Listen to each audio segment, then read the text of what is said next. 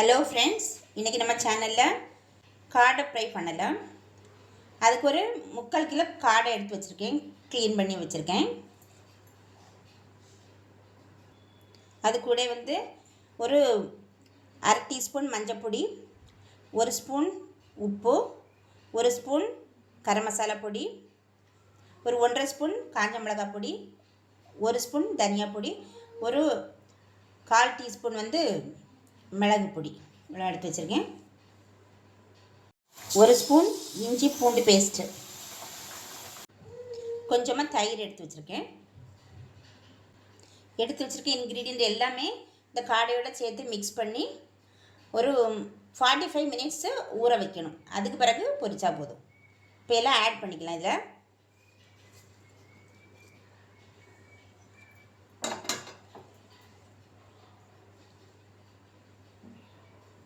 இப்போ காடை கூட எல்லா இன்க்ரீடியண்ட்டும் கலந்து ஊற வச்சு 45 மினிட்ஸ் ஆச்சு. நம்ம இனி ஃப்ரை பண்ண ரெடி ஆகிடலாம்.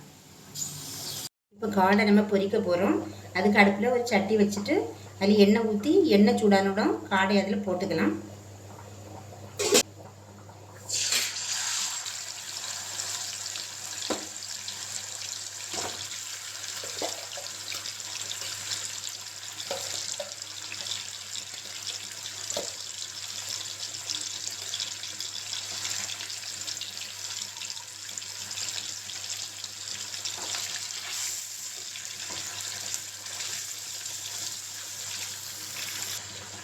இப்போ திருப்பி போட்டுக்கலாம்.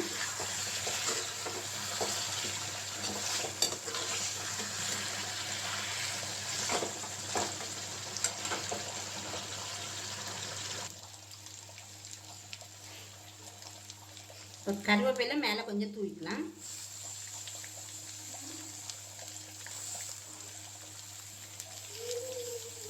தூவி விட்டுட்டு கொஞ்சம் கிளறி விடுவோம்.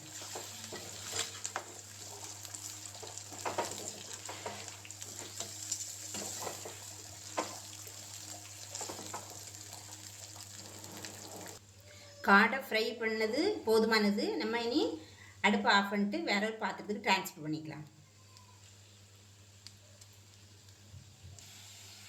காடை ஃப்ரை இப்போ சாப்பிட ரெடி ஆகிடுச்சு. நீங்களும் இதே மாதிரி செய்து சாப்பிட்டு பாருங்கள்.